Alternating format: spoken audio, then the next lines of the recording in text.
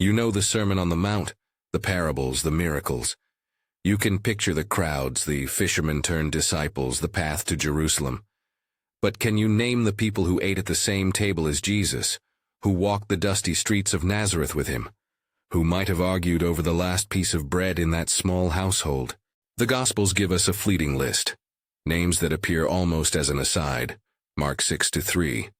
And then, remarkably, those same names reemerge later as pillars, letter writers, and witnesses.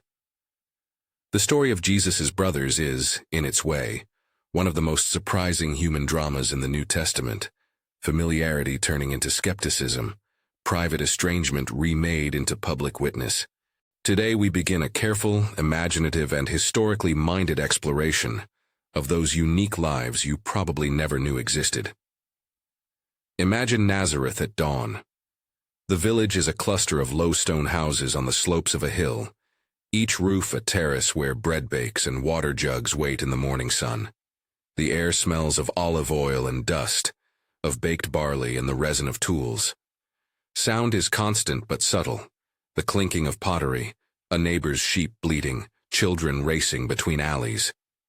Near the center, a single room opens onto the street, a workshop. Wood shavings lie in small curls on the packed earth. A plane, a chisel, a mallet rest against a rough-hewn bench. This is the workspace of a tekton, a word often translated as carpenter, but that in the first-century Galilean context could mean someone skilled in wood, stone, and basic construction, craftsmanship adapted to what the local economy demanded. That workshop is a good place to start because it reminds us that Jesus' early life was not a story of private piety separated from household realities. It was lived in the economy of a family. A household in Nazareth was more than a collection of individuals. It was a working unit. Food, shelter, marriage arrangements, and burial obligations were negotiated inside its walls. The eldest son, when present, often bore special responsibilities. In many Jewish communities of the time, primogeniture, expectations tied to birth order, meant economic and social duties fell upon particular family members. The family business of a tekton, then, provided both livelihood and identity. It also created constraints. Among those constraints were overlapping loyalties, duty to family, obligations to village reputation, pressure to maintain an honorable household. If one member left for an itinerant ministry, it could unsettle the household's stability. From the neighbor's vantage point, who had seen these people around the market and within their homes, that household's upheaval could be baffling, even alarming. It is within that small textured world that the Gospel writers place a brief but loaded note. Mark names 4 brothers, James, Joseph, or Joses, Simon, and Judas, Jude, and mentions unnamed sisters, Mark 6:3. Those names, simple as they appear, are the hinges of a larger story. The Gospel snapshots reinforce the domestic pressure. In Mark 3, a terse line tells us that Jesus' family came out to seize him, thinking he was beside himself. We are given no scene to dramatize the moment, no dialogue to quote, no private corner of the house to eavesdrop in. Still, the notation is sharp. Family concern escalated to intervention. In John 7, another portrait is drawn. The brothers of Jesus urge him to go to Judea and show himself to the world, a posture of skepticism that looks less like hostile persecution and more like unbelief or testing. These are not abstract opponents. These are kin who shared his meals, his rhythms, his memories. The puzzle they present is therefore intimate and, in a sense, harder to parse. How does one move from family concern or disbelief to the degree of following, if such a move occurred? And if it does occur, what flips the switch? Before we proceed, a brief methodological note. The term the Gospels use for brothers is the Greek adelphoi. How we translate and interpret that single word matters for how we imagine the lives that followed. Scholars have clustered around 3 main interpretations, each with its own plausibility and pitfalls. 1. The straightforward reading takes adelphoi as literal siblings, children of Mary and Joseph. 2. An alternative ancient suggestion interprets these men as Joseph's children from a previous marriage, half-siblings in a blended family. 3. Another venerable option, often tied to later church tradition, reads Adelphoi more broadly as close kin, perhaps cousins, in which case the idea of Mary's continuous virginity is preserved. None of these positions can be declared with absolute certainty on the basis of the biblical texts alone. The documents simply do not give us family trees in the modern sense. What we can do, and what this series will do, is weigh the textual, linguistic, and cultural evidence with care, while acknowledging areas of silence and disagreement. There are reasons to favor, as a working axis for our narrative, the literal or close kin reading. Mark's list of names reads like the roll call of a household: James and Joses, or Joseph, Simon and Judas, and a mention of sisters. The plain way a first-century Jewish speaker might list household members could resemble this sequence. Moreover, when the New Testament later cites James in a role of obvious familial authority and influence, the association between that James and the family group in Nazareth carries weight, yet the other views have historical pedigree too. Some early Christian writers concerned to protect doctrines about Mary proposed alternative familial relationships, and the flexibility of kinship vocabulary in the ancient Mediterranean world complicates modern attempts at exact matches. The point here is not to settle the issue once and for all, but to allow the narrative to follow the text where it leads, toward a tight family unit whose members experienced both the ordinary demands of domestic life and extraordinary theological political tensions. So what did family life look like in that environment? Think of routine obligations, procuring wood and stone for repair, joining neighbors in threshing or in the communal arrangements of the harvest season, negotiating dowries for daughters, ensuring a place in the family's kin network for a widowed mother. Financial margins could be thin. A son leaving to wander with a band of followers might be read as shirking provision. The social logic of honor and shame added another layer. Reputation in a small village was everything. If a man's brother claimed a radical kinship, calling people to a new kingdom for instance, that reputation could either elevate or embarrass the whole household. Those dynamics offer plausible reasons for why relatives might respond with a mixture of incredulity, concern, even public skepticism. Mark's narrative perspective amplifies this. When townspeople in Mark 6:3 ask, "Is this not the carpenter?" they are not merely identifying an occupation, they are making a social claim. They know him from adolescent years, they remember his family, they locate his credibility within that local biography. That question is at once documentary and accusatory, an implicit judgment about whether a man known to them can legitimately claim to be a prophet, a messiah, a teacher. The reactions recorded in the gospel, skeptical murmurs, familial attempts to restrain, incredulous taunts, fit the cultural pattern where intimate proximity often blinds people to the significance unfolding before them. Yet proximity can also be the very condition for the most persuasive witness. Here, the narrative takes on a dramatic irony. Outsiders could marvel, insiders could be suspicious. This is a recurrent biblical theme. Those who live with a prophet or a leader sometimes become the last to believe. Why? While we cannot read hearts, we can infer social processes. Familiarity breeds expectations and routines. When someone breaks those routines to espouse a transformative claim, the disruption is experienced as destabilizing rather than enlightening. Family members may frame the disruption in terms of care, "You are endangering yourself," or in terms of reputation, "This will shame our name." They may also lack access to the spiritual experiences that convince the itinerant preacher, because those experiences are personal and not always publicly articulable in a convincing way. What follows in the text, however, complicates and deepens our picture. The men named in Mark do not disappear after those early skeptical gestures. Instead, later New Testament materials present some of them as prominent figures. Chief among them is James, known in later Christian literature as James the Just. In Acts and the Pauline letters, James emerges as a leader in Jerusalem, a conciliator in disputes, a figure whose judgment carried weight among Jewish and Gentile believers alike.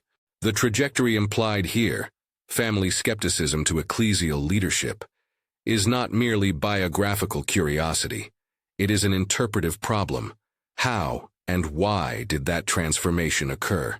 To address this, we must be patient with the sources, because the scriptural traces are brief and must be read against the grain of the social world.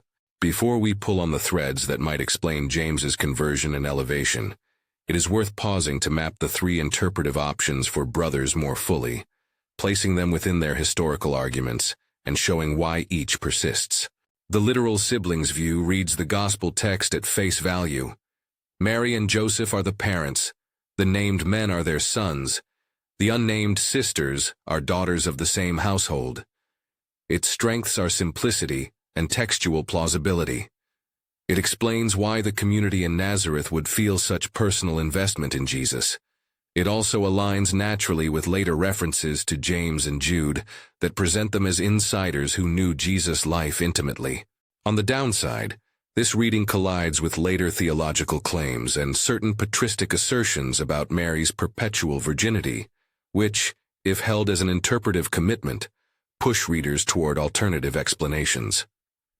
The second option, Joseph's children from a prior marriage, has roots in some early Christian traditions that sought to reconcile family references with doctrines about Mary.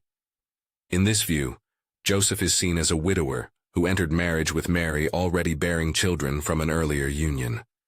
The supposed advantage is that Mary remains a virgin in certain theological formulations, while the brothers are explained as Joseph's other biological children. Historically, this reconstruction is speculative. It draws on piecing together patristic statements and community memories rather than on explicit textual confirmation in the canonical Gospels. It remains an interpretive possibility, but one that requires accepting extra-biblical tradition as a significant weight in the argument. The third option interprets adelphoi as broader kin, cousins, clan members, or close family associates. Ancient kinship terms could be flexible. Brother might sometimes be used of a cousin, a kinsman, or a close associate. This reading harmonizes with certain apologetic strands in early Christian literature, and with the social reality that households often included extended kin. Its strengths lie in its sensitivity to linguistic nuance and to Mediterranean kinship patterns. However, critics question whether the Gospel's plain meaning supports this broader reading consistently. Which relatives would have been named so directly? Why would the Gospel writers use familial language if they could have specified otherwise? The debate therefore revolves both around philology and around how much weight to give later ecclesiastical concerns about Mary. As we weigh these views, it is crucial to observe certain methodological guardrails. First, the New Testament authors were not arranging genealogical charts. They were writing theological narratives that assume readers could identify the named persons. Second, later patristic accounts, Eusebius, regional memories, and martyrdom traditions are valuable for understanding how successor communities remembered these figures, but they are not the same as early eyewitness testimony. We must therefore mark those later traditions as layered memory, culturally and theologically informative, yet historically distinct from the canonical texts. Finally, acknowledging uncertainty is not intellectual surrender, it is disciplined humility. We can ask what the texts most plausibly suggest and where plausible reconstructions diverge. Let us return to the figures themselves, keeping the evidence front and center. James the Just, stands out because the New Testament gives him agency and a role in public decisions. In the confrontation narratives between Peter, Paul, and the Jerusalem authorities, James appears as a mediator, whose judgment sought to keep cohesion within a volatile, multicultural movement.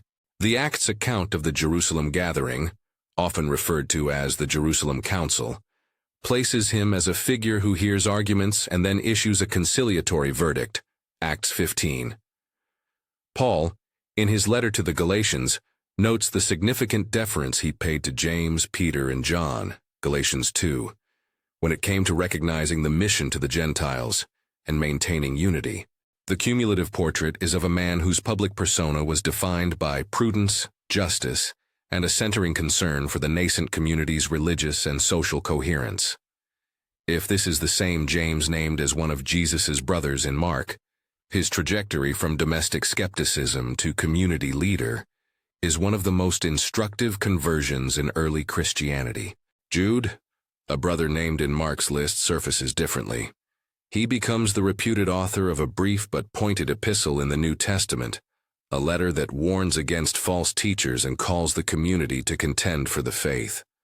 The style of Jude is terse and polemical. It assumes knowledge of inside issues and reflects a voice familiar with the problems of boundary setting. If Jude of Mark is the same author, his text suggests a brother who took responsibility for doctrinal clarity. That responsibility aligns with patterns of leadership that do not necessarily demand charismatic spectacle. Rather, it emphasizes guardianship of tradition and moral vigilance. Other brothers, Simon and Joseph, or Joses, are more shadowy. They appear as names but not as developed characters in the canonical narrative. That silence has tempted later traditions to project various fates upon them: missionary journeys, martyrdoms, or leadership roles in scattered communities. These recollections, found in patristic writings and regional hagiographies, illuminate how later Christian communities sought to preserve a heritage tied to Jesus' family, even when the canonical record offers little more than a name. Historically, such traditions must be read as possible memory claims subject to the usual filters: theological interest, community pride, and the natural desire to anchor local origins to apostolic figures. One theme begins to emerge from these scattered data points. Family proximity did not seal a person's destiny. Rather, the brothers' lives, where they can be traced, reflect a range of responses: skepticism, intervention, public leadership, literary defense, and historical obscurity. The arc from skepticism to leadership seems concentrated in a narrow cluster of testimonies that cohere around James. How might that transformation have happened? Here we must be cautious and imaginative in equal measure. The sources themselves will not supply stage directions. Instead, they provide hints, moments in which public events cut through private uncertainty. Before turning to that critical juncture, the moment when the family's internal skepticism becomes public testimony, we should linger a little longer in Nazareth's textures to appreciate what was really at stake in those family responses. The physical labor in the workshop forged not only furniture or construction materials but relationships.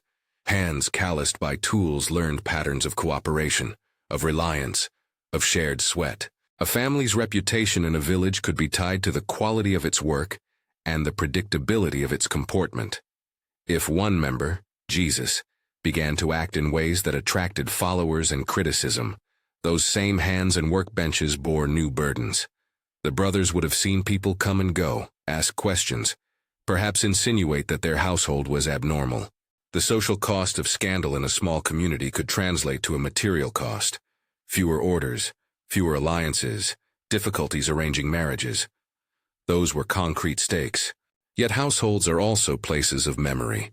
They hold stories: the father's jokes, the mother's lullabies, the particular way a son learned a trade. Memories create bonds that are not easily severed by theological disagreement. This tension, memories that bind versus new claims that disrupt, is central to why the brothers' reactions range from incredulity to intervention rather than outright hostility. They are not necessarily enemies. They are kin trying to make sense of rupture. Consider the image of a brother standing in the doorway of that workshop, watching a crowd follow a younger sibling along a road out of town. His mind rehearses the costs: family obligations left unmet, the risk of disgrace, the fragile craftsman's livelihood threatened. He might speak to neighbors, advise caution, or even seek to bring the brother home. Such interventions, recorded tersely in the Gospels, look less like plots and more like attempts to restore equilibrium. The narrative, however, records more than mere family ambivalence. It preserves the possibility that proximity and skepticism are themselves part of the narrative economy that makes later transformation more credible. To understand the stakes for later Christian communities, imagine how powerful it would be if someone who once doubted became a leader or a witness. That conversion would function as a confirmatory sign. If even those who knew Jesus best, who had every reason to be skeptical, came to believe, that belief carried a different weight. The early Christians recognized this rhetorical and theological value. Paul's listing of appearances after the resurrection in 1 Corinthians 15 is brief but strategic. He names Cephas, the 12, more than 500 brethren, and then notably James, 1 Corinthians 15. To say that James saw the risen Jesus is to assert that the resurrection broke through private skepticism and converted an insider into a public apostle. If true, the transformation of a brother into a cornerstone of the Jerusalem community becomes a vivid witness to the movement's authenticity. We are now standing at a hinge. The Gospels give us the early domestic tableau and the family's immediate reactions. The epistolary and narrative materials scattered through Acts and Paul's letters hint at a later reality. One or more of those brothers occupying leadership positions and contributing to the memory of Jesus. What happened between the workshop and the council? How did a household that once tried to restrain a family member produce leaders who guided and guarded the movement he started? The textual breadcrumbs point toward a single explosive event that the earliest Christians treated as central, the resurrection and the subsequent appearances. That is where the next portion of our inquiry must turn, because in the narrowest textual space, Paul's catalog of appearances, we find a decisive clue. A private skeptic named James is listed among the witnesses to the risen Lord.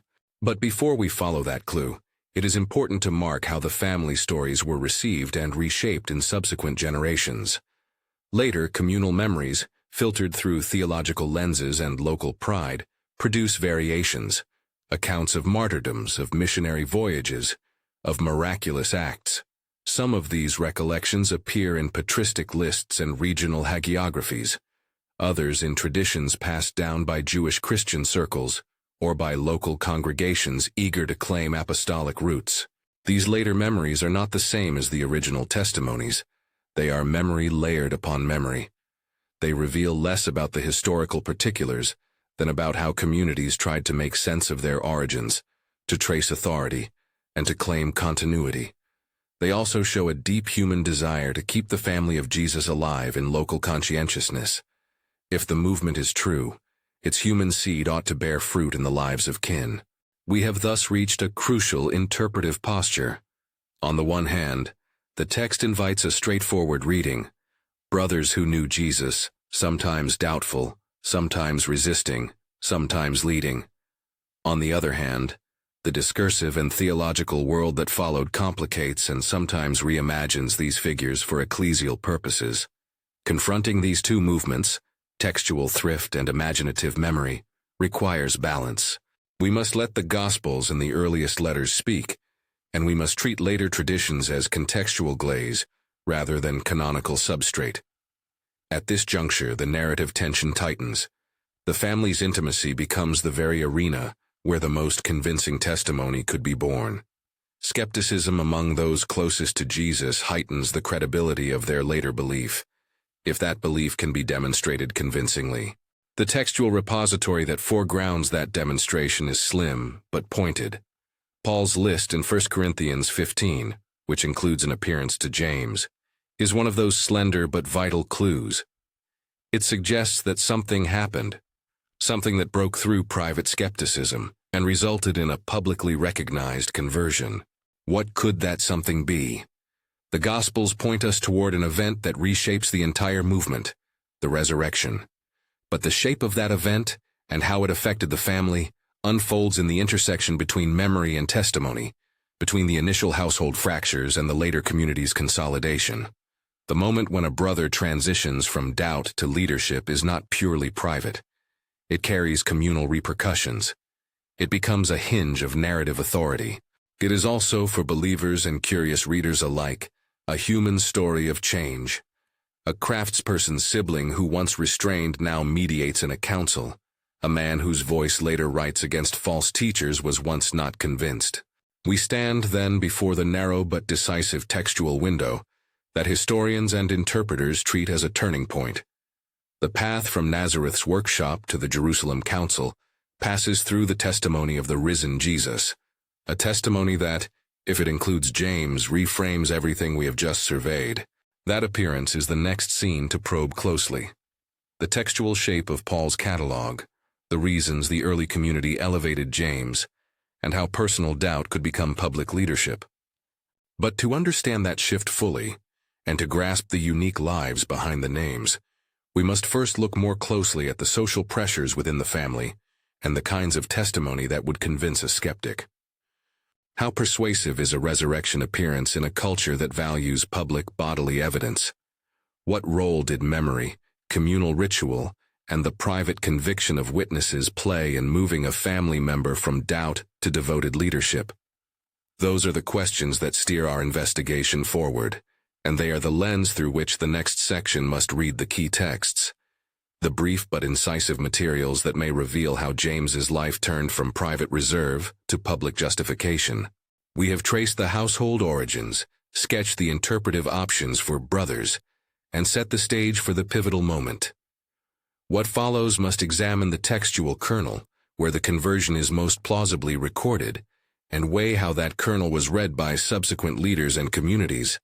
The path from personal skepticism to authoritative witness is rare, and when it appears in the texts, it commands attention. The lives named in Mark 6:3 are not merely footnotes. They are human testimonies inscribed at the heart of the movement that remembers Jesus. The question left before us is a tight one. Did the risen Jesus appear to James? And if so, how did that event reshape the family and the early church's memory of kin? If Paul's catalog in 1 Corinthians 15 is a ledger of memory, its placement of James in that role is striking. Paul lists appearances of the risen Jesus in a brief, almost forensic sequence. Cephas, the 12, more than 500 brethren. And then, with precise economy, then he appeared to James, 1 Corinthians 15. The line is compact, but its economy is strategic. Placing James among those who saw the risen Lord signals that the very people who once knew Jesus best were among those convinced. That matters for two reasons. First, James was not a peripheral figure in early Jewish Christian circles. Second, testimony from an insider carries a kind of evidential heft that outsiders cannot easily manufacture. We should pause on the social logic of that heft. In a first-century Jewish context, reputation, proximity, and memory are powerful validators. If a man who traded with you, who apprenticed at the same bench, who shared the same market rumors and household obligations, suddenly claims to have seen the risen Lord, his testimony cannot be dismissed as anonymous hearsay. It registers as an internal reversal. One of the household has moved from doubt or restraint to conviction. For the emergent movement that centered on Jesus, such conversions performed a dual function. They were theological, confirming the truth claim of resurrection, and rhetorical, offering a persuasive counter to charges that followers were duped or seduced by charisma alone. The canonical sources give hints about how James's conversion and subsequent standing played out in the life of the early church. Paul's own letters show him interacting with a leadership circle in Jerusalem. James, Cephas, and John are named as figures of recognized authority. Galatians 2. Paul recounts in the same letter private meetings in which he and Barnabas met with these leaders to affirm the legitimacy of his mission to the Gentiles. Galatians 2. Acts, for its part, portrays James as the central figure in the Jerusalem deliberation over Gentile inclusion. Acts 15. There, when disputes arise between those arguing for continued adherence to certain cultic practices and those advocating a freer path for Gentile believers, James steps forward. His speech seeks to read the crisis through scripture and pastoral prudence, and his ruling, modest requirements rather than wholesale demands, aims at unity. The composite picture is of a man whose authority is recognized because it balances fidelity to Jewish practice with a concern for the movement's new cross-cultural shape. Why would James be such a pivot? One plausible answer is that his authority rested on both biography and perceived spiritual legitimacy. Biographically, he was close to Jesus and thus belonged to the house of memory. Spiritually, his conviction after an appearance of the risen Jesus, as Paul reports, equipped him to occupy a mediating role between continuity and change. In other words, the same proximity that had once produced skepticism becomes, after conversion, an institutional asset. James's judgment could reassure Jewish Christians that following Jesus did not mean abandoning their heritage. It also granted credibility to the claim that their leader had indeed been vindicated. If we read the traces with caution, we see how this conversion might have functioned in practice. A private appearance, if Paul's phrasing suggests privacy, could have been the catalyst for James to reinterpret his brother's life and death. Private conviction need not immediately become public ministry. It may have first borne the weight of grief, reconsideration, and theological puzzling. Over time, community rituals, remembering meals, proclaiming creedal summaries, recounting the narrative of passion and resurrection, could convert private conviction into public authority. The community's recognition of James as a leader would then be a social confirmation of an experience that began in the private sphere. This chain of private experience to public authority helps explain why later texts and traditions treat James with such respect. The canonical epistle of James, regardless of debated authorship issues for some scholars, presents a pastoral voice concerned with ethics, prayer, and the concrete outworking of faith. If the James of the epistle is the same James of Nazareth, his letter's practical emphasis harmonizes with a leader who sought to ground belief in daily behaviors, a concern consistent with the image of the just that circulates in early and later sources. The sobriety of that letter, its focus on care for the poor, the danger of partiality, the need for patience under trial, reads like the theology of someone deeply shaped by the rhythms and responsibilities of household life. Turning to Jude, another brother named in Mark, we face a different kind of witness. The short epistle that bears his name is fierce in tone and keen on boundary maintenance. Jude's letter evokes examples from Jewish tradition and non-canonical sources to argue against corrupting influences and to exhort the faithful to contend earnestly for the faith. Whether or not the Jude of the epistle is the same Jude of Nazareth, the text's emphases, the defense of truth, the exposure of false teachers, the call to persistence, suggest a figure engaged in the hard work of community discernment. If he is indeed Jesus' brother, that orientation towards doctrinal vigilance makes sense.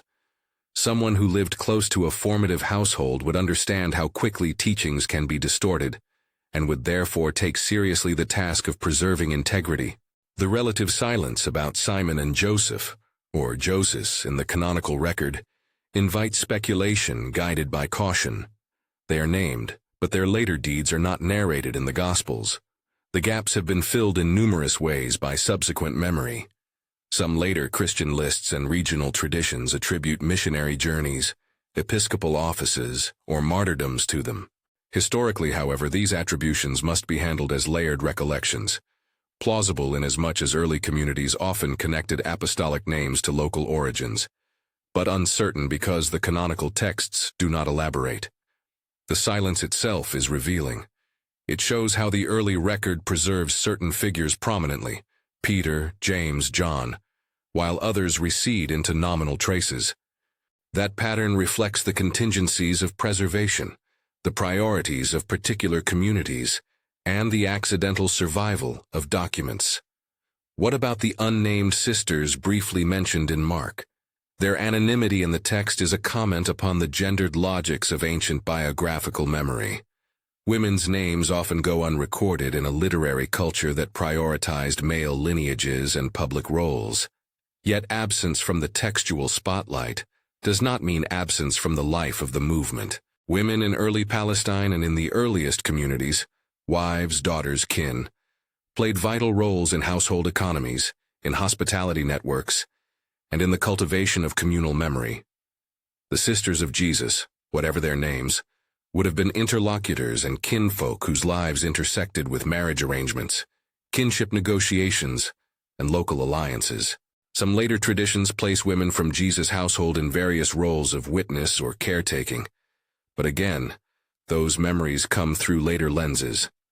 The main point for our reconstruction is to acknowledge that the family's female members, though less visible in surviving texts, were likely central to the household's stability and to the preservation of memory. Returning to the dynamism of conversion, social historians have long emphasized that radical religious change often emerges through intensification of existing bonds. If a brother who once worried about household honor becomes an advocate for a new movement, his conversion is not an erasure of earlier ties but a transformation of their meaning. He now interprets old memories under new lights, the family anecdotes, the sayings at the table, the childhood patterns of life, all become part of a narrative reassessed in light of a revelatory event. This interpretive reorientation is precisely what the early communities claim in their creedal recollections. They recast past life through the lens of resurrection and the life it inaugurates. A careful reader must also track how later traditions shaped the memory of these siblings. Patristic authors and regional hagiographies often sought to stabilize and embellish the lives of apostolic figures.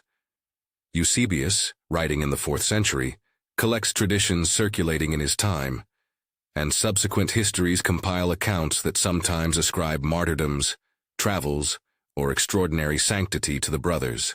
Such materials are invaluable for seeing how later Christians imagined apostolic continuity. They are less reliable as direct historical evidence of first-century events.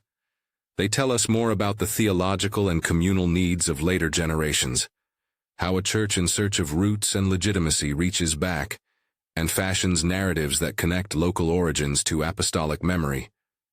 That does not render them worthless.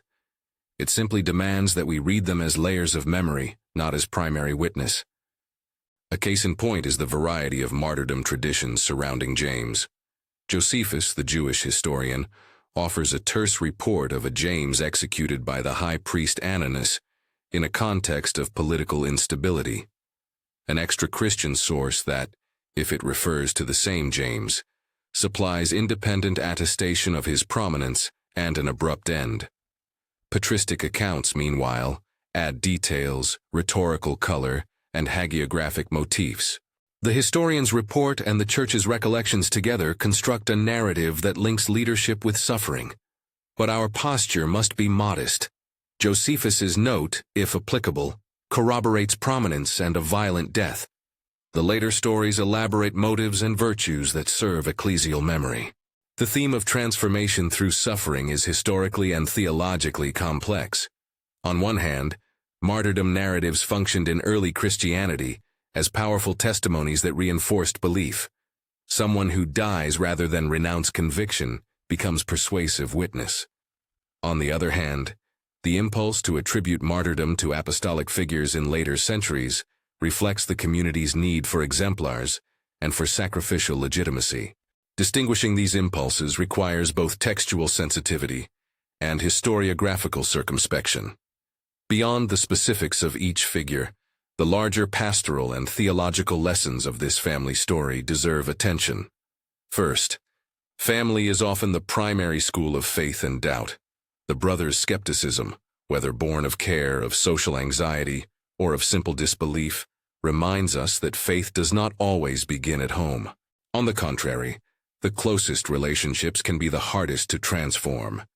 This is an enduring pastoral truth. Proximity breeds a kind of blindness that takes time, argument, grief, or revelation to correct. For pastors and lay people alike, that reality calls for patience and for a posture that can both hold firm to convictions and remain open to gradual movements of grace. Second, the narrative arc from private doubt to public leadership suggests that conversion is not merely an inward affair, but a communal reorientation. When an insider converts, the whole community must decide how to receive and integrate that transformed person. James's role in the Jerusalem Council models a humility that balances fidelity to tradition with pragmatic generosity. Leadership in this model is not self-elevation but mediation. The leader seeks the cohesion and integrity of the community, weighing scripture, memory, and pastoral need. Third, the example of Jude, if indeed he is the epistle's author, shows that vigilance in guarding teaching is a form of love for the community. Boundary setting, not as exclusionary zealotry, but as protective care for the faithful, is a hard and necessary work.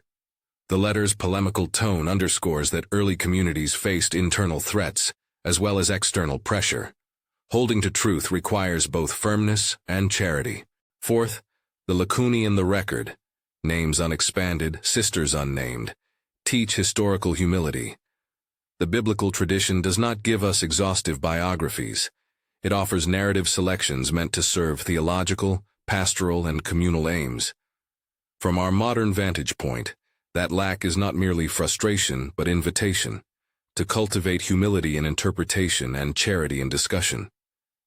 Where the text is silent, plausible reconstruction must be careful, modest, and clear about its provisional status. Finally, the family narrative encourages a rethinking of what counts as witness. The brothers of Jesus, at least in the canonical sequence, embody several modes of witness: oral testimony, Paul's list and communal memory; pastoral leadership, James in Jerusalem; doctrinal guardianship, Jude's letter; and the quieter, less documented forms of fidelity that likely mark the lives of Simon, Joseph, and the sisters. Witness is therefore a communal tapestry woven out of diverse threads, some bright and prominent, others dim and quiet, but all contributing to the movement's continuity. As we close our exploration, two methodological clarifications are important. First, presenting the unique lives of Jesus' brothers is not an attempt to replace the canonical narrative with imaginative reconstruction. It is an effort to let the sparse text speak as fully as it can be heard, informed by historical habit, social context, and the cautious use of later memories. Second, where later patristic or regional traditions are cited, they must be read as memory-shaping artifacts, valuable for understanding how subsequent Christians remembered these figures, but not to be equated with the canonical texts themselves. If you want to follow up on what we've covered here, the primary passages that anchor this inquiry are Mark 6:3, and the related passage in Mark 3 for the early family interventions, John 7 for the picture of the brothers' skepticism, 1 Corinthians 15 for Paul's listing of resurrection appearances, Acts 15, and Galatians 2 for James's leadership role, and the epistles of James and Jude for the character and concerns associated with those names. Reading these texts together, with an eye to social context and to the afterlife of memory and patristic writing, produces a richer sense of how these lives were lived and later remembered. To return to where we began, imagine that workshop again. Hands stained with resin, a plane worn by years of use, the sweep of sun on an unvarnished bench.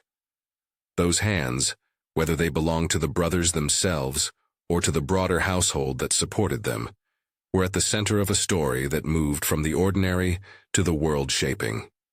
The same hands that measured and smoothed timber might have learned slowly and painfully to measure and smooth the tensions of a community. The unique lives of Jesus' brothers are unique not because they stand apart as celebrities, but because they model how ordinary kinship, in its doubts and duties, can be the soil in which public faith and leadership eventually grow. Which brother surprised you most? The one who became a public leader, the one whose voice cautioned against falsehood, or the quieter names that fade into memory? Share which passage you'll read next from the list above, and if this exploration stirred a question or a recollection, leave it in the comments. If this journey through family, memory, and leadership has felt worthwhile, pass it along to someone who enjoys the human texture of biblical stories, and read the texts closely: Mark, John, 1 Corinthians, Acts, Galatians, James, and Jude, and see what new details strike you when you read them with the household in mind.